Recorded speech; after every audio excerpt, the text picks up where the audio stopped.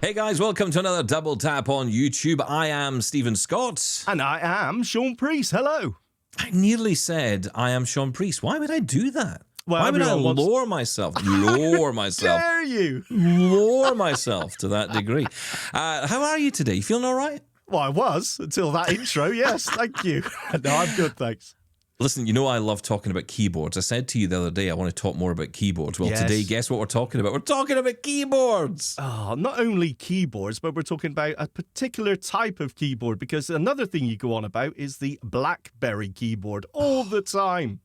Yeah, well, imagine you could take the BlackBerry keyboard, snap it off your old BlackBerry phone and stick it onto your iPhone. Well, now you can, thanks to Clicks technology. And with us now is one of the people behind this amazing new tech, which was on show, of course, at CES earlier this year, and got rave reviews. A lot of media attention this product got. We have one of the key people behind it with us right now. Jeff, why don't you introduce yourself to us? Hi, my name is Jeff Gadway, and I am just outside of Toronto in Canada. Well, Jeff, it is absolutely fantastic to make your acquaintance. Welcome to Double Tap, and we've been really interested in your product since, of course, its launch or announcement, at least, at CES this year. The Clicks keyboard, I've got to say, for the blind community, we just start jumping up and down when physical keyboards get talked about. We're like, oh my God, finally! The past is finally back. And that's what's wonderful about it for us, because we miss the physical keyboard. So tell us a little bit about the inception of this. Where did the idea come from to bring this, essentially, this feature back into modern-day smartphones?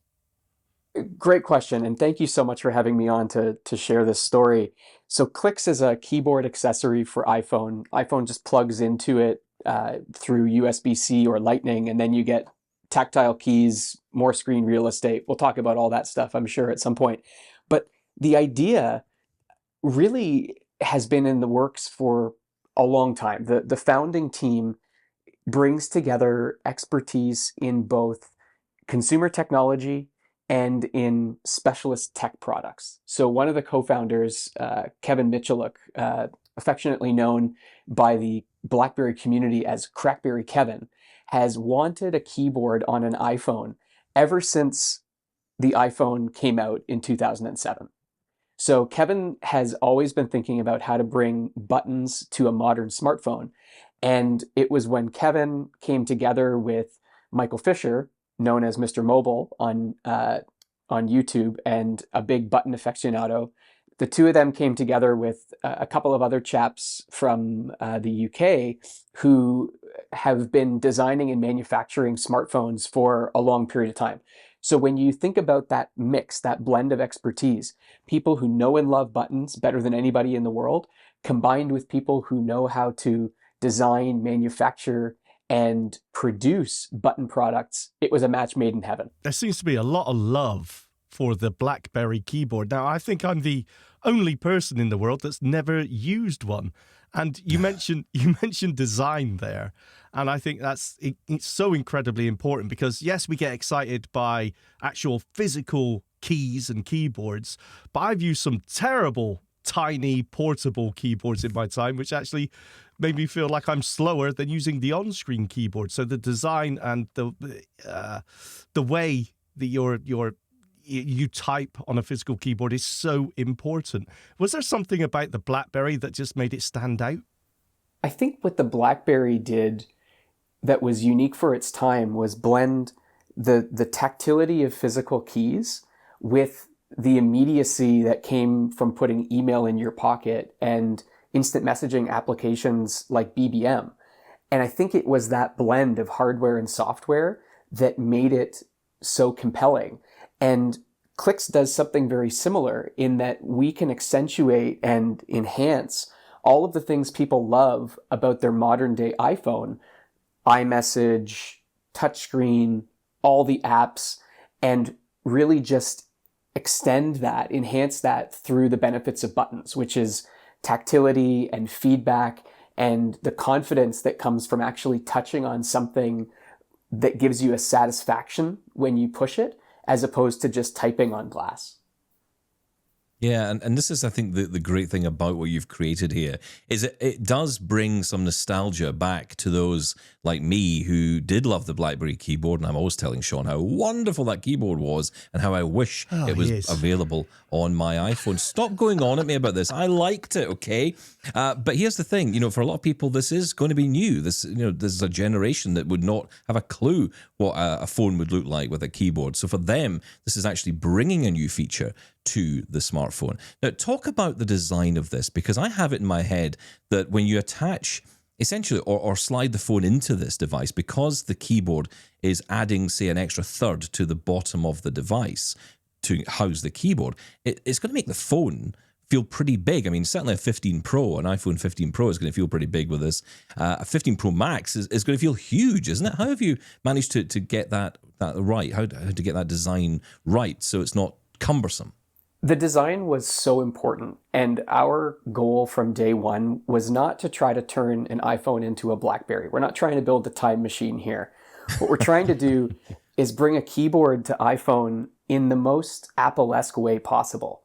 And so we built it so that it has like a single piece. There, past keyboard accessories, there were multiple pieces that kind of fit together and attached, and you had to clip them in.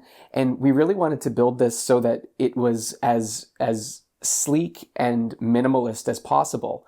And to your question on overall footprint and size, sure, it adds a little bit more to the bottom. And I'm just trying to think of a reference that listeners would be able to, really quickly grasp. For me, it really only adds a thumb, like a half a thumb. So from my thumb joint to the tip of my thumb, that's all it's really adding below the screen. So it's not another third. It's not a significant amount of additional real estate. It does make the phone a little bit longer, but as smartphones have gotten bigger and bigger, we've become more accustomed to handling a larger format device. And so what we find is when a lot of people pick up Clicks for the first time, they start to hold it very naturally, like they would any other large format iPhone, where they kind of cradle it on their pinky fingers and then their index fingers just naturally wrap around the back to give it some support.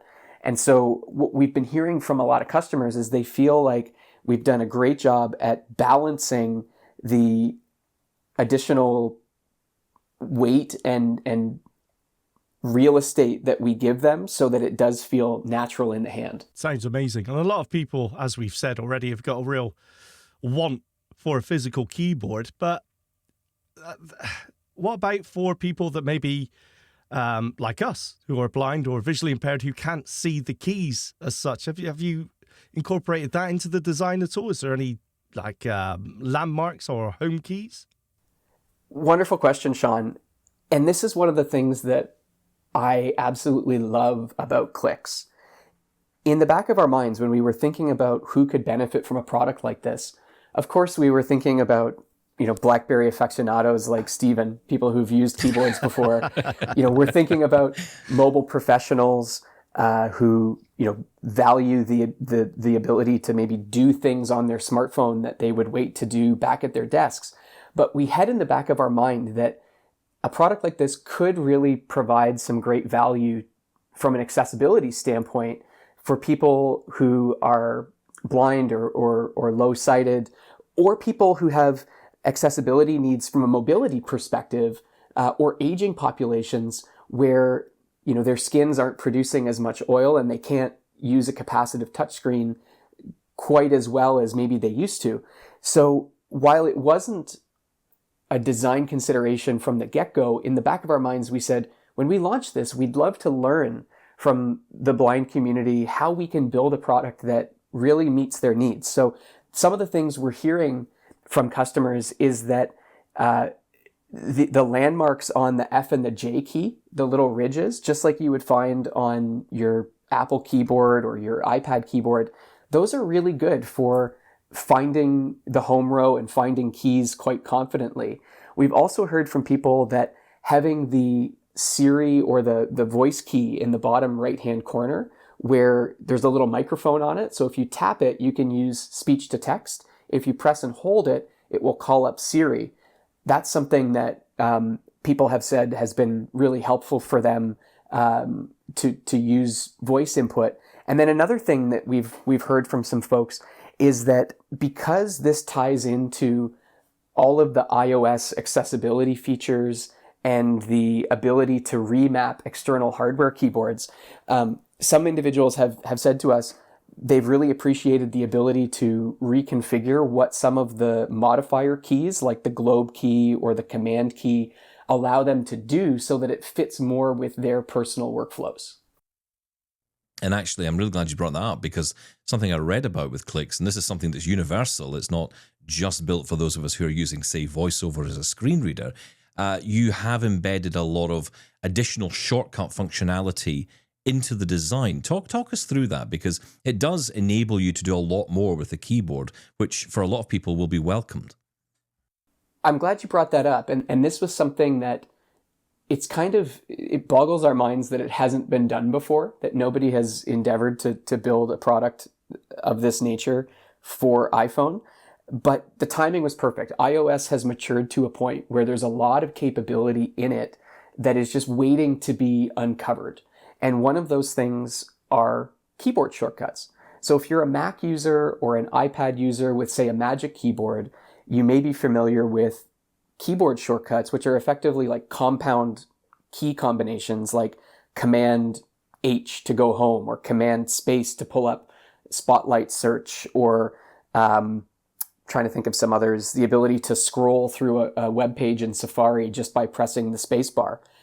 All of those were already built into iOS, waiting to be discovered. And so in building Clicks, we were able to bring those to iPhone users for the first time. So it's not that we even had to build them in, Stephen. It's more that we were just making them accessible where they've never been accessible before. And did you think of a different form factor? I mean, I'm thinking, you can pick up so many cheap Bluetooth keyboards now, and they are quite small. Don't start this, Shaun. Don't start this cheap nonsense. No. Well, I mean, money is important, obviously, especially to me. But no, the point I'm making is that it's an interesting decision you made there of actually adding it to the bottom of the phone rather than, say, making it a slide-out keyboard at the back of a case, or a fold-out one that we've seen back in the day, maybe on some Nokias. What made you go with this actual design? What made you pick this one over anything else? We looked at plenty of different designs, articulating keyboards, sliding keyboards. And if you talk to some folks on the team, I'm sure they would tell you that they would love to see Clicks in different form factors in the future. So don't rule it out, Shaun. But for our launch, it came back to, how do we build this in a way that feels like a natural extension of iPhone, that feels solid in the hand, that doesn't have a lot of moving parts, that would add, additional thickness to the product. And what a lot of customers tell us they love is that when they get Clicks in their hand, it actually feels like a phone. It doesn't feel like a case. It doesn't feel like an aftermarket accessory. It feels like a solid device. And that's something that we're really proud of. Can I ask you a little bit about weight distribution? Because I've been reading a few comments from people saying, how is this going to work, essentially? Because you're holding a phone which has got an amount of weight in it. Then when you add this device to it, is there an issue with weight distribution, or is this something you've been able to counteract? It's something we've worked really hard on, Stephen, by actually adding some ballast into the bottom of the product. So in some of the earlier prototypes, we did feel like there was more weight in the top of the device than there was in the keyboard. So we actually added, I think it was about 10 grams to provide some ballast in the bottom and make it feel more balanced. The interesting thing, though, is that when you go to Clicks for iPhone 15 Pro, because the 15 Pro is made of titanium as opposed to stainless steel, the overall product feels lighter.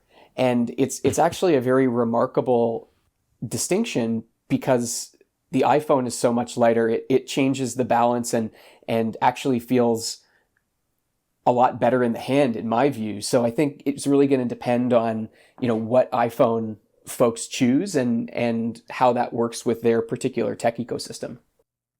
You must be so annoyed with the USB-C coming along, because now you've got to do Lightning and USB-C. If you just spin forward in time a bit so everything is USB-C, it would be so much easier for manufacturing, right?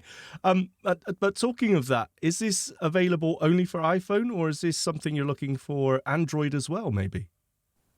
Yeah, I should have guessed that would come up, Shaun. And when we set out to build this, we set out first to focus on iPhone. And it's for a couple of reasons.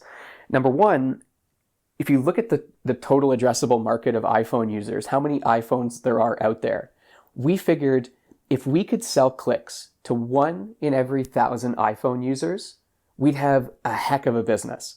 And all of the early indications since launching in January would suggest that we're on pace to do much better than that, do much better than 1 in 1,000. So we wanted to start there because the form factor is relatively easy to build for, the software is mature, and model to model, there aren't a whole lot of changes. When you look at the Android ecosystem, there's a lot more fragmentation, there's a lot more form factors, there's a lot more types of devices you have to build for.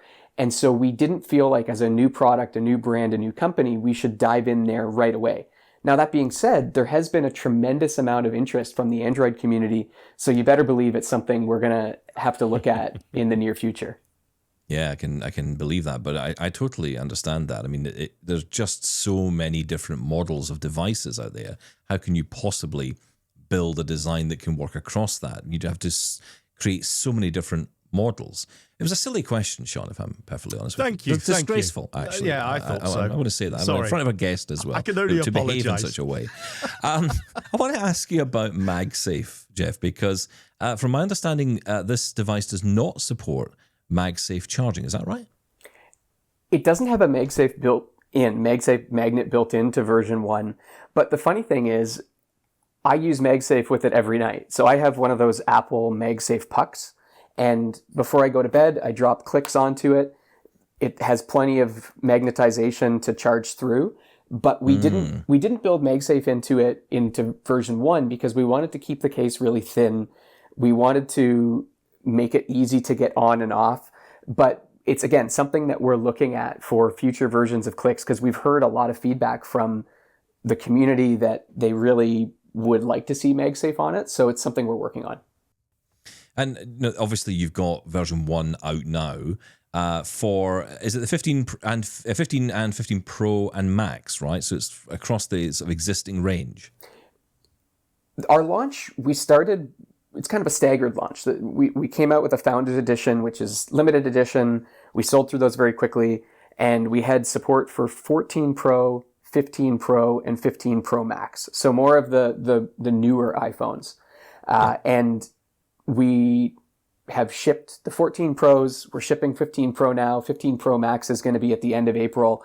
And then from there, you can definitely expect to see clicks come to more iPhone versions within the existing lineup. And then as we look ahead to what's coming in the fall, clicks will be there too.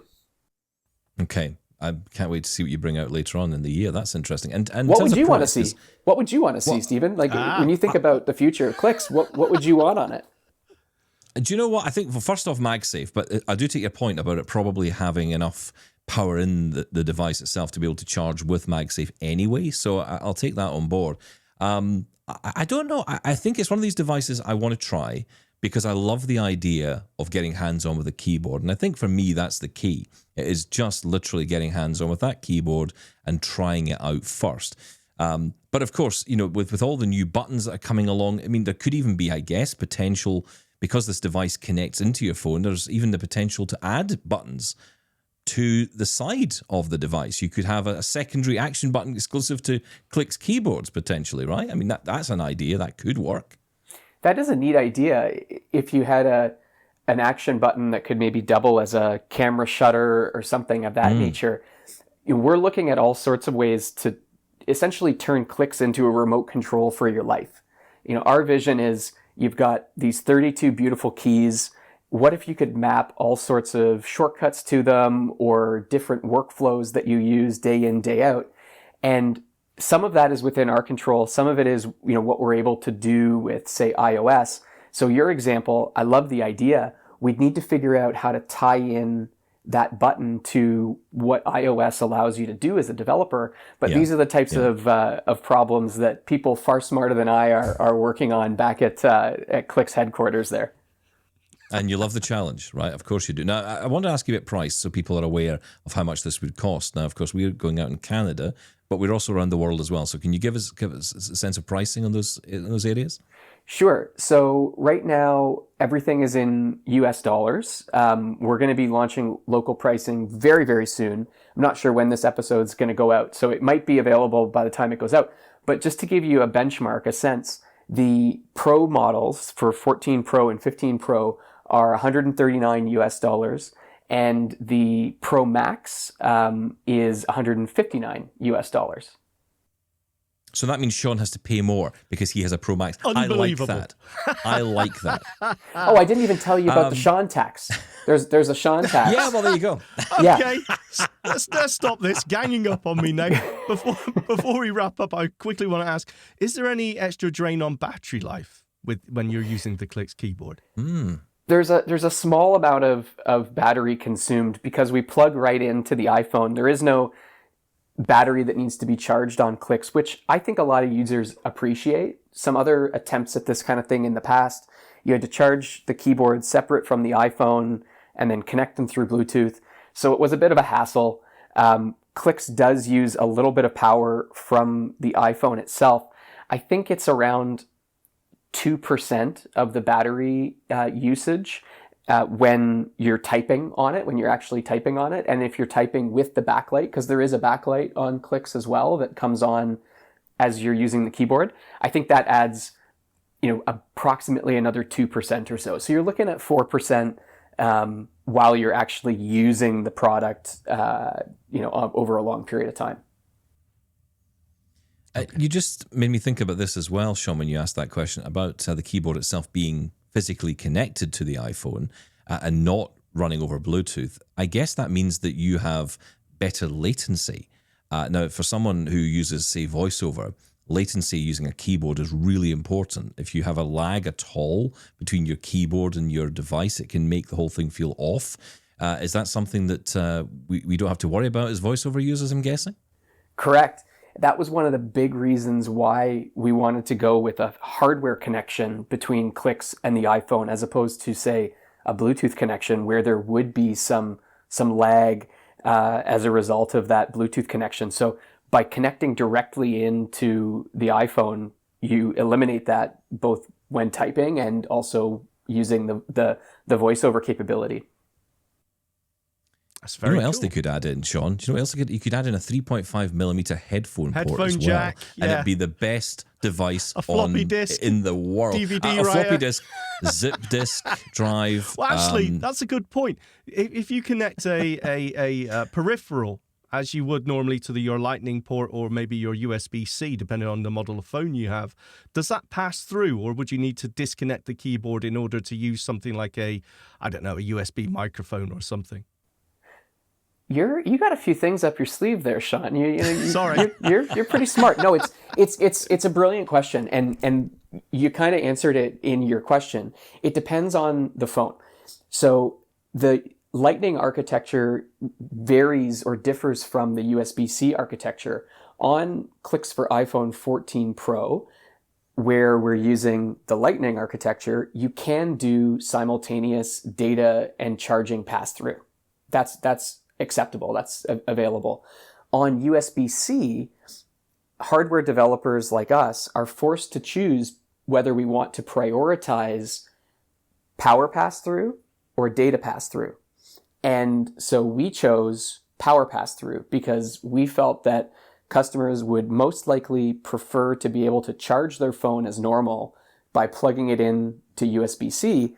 But what that does mean, Shaun, is that we won't have data pass-through. So if you're using something like your Apple CarPlay, you would have to remove Qlik's from your iPhone to use it in that particular setting. You're right. Yeah, these are limitations by the manufacturer, it sounds like, by Apple in this case. Now, we're working on ways to remove some of those constraints in the future. and we've got some really good ideas for how to do some of those things. But as a V1 product, Founders Edition, our initial launch, it was one of those trade-offs we had to make. Yeah. Well, listen, I wish you all the best with it. I think it's a fantastic product. Come back soon and tell us how you're getting on with this, because it's a story that I really want to, I know it captured the attention at CES. Everyone was really excited by it because it was so novel in some ways. It was really novel. And the design, the color, the contrast of the colors, again, something really useful for low vision people, but also something really pops for people and stands out. And I can understand why it got so much attention.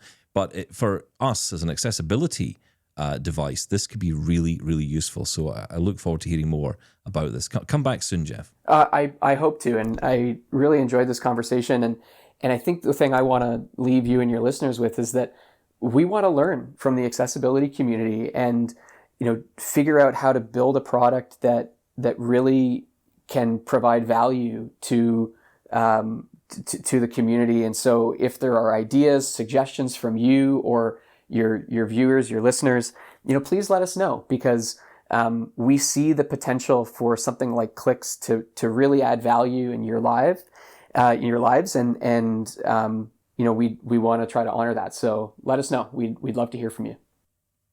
Obviously, except for Shaun. Yeah, that's obviously. that's different. Yeah, Shaun Tax. Shaun Tax. Jeff, thanks for coming on. Thanks, guys. And you can find out more about Clicks keyboards at clicks.tech.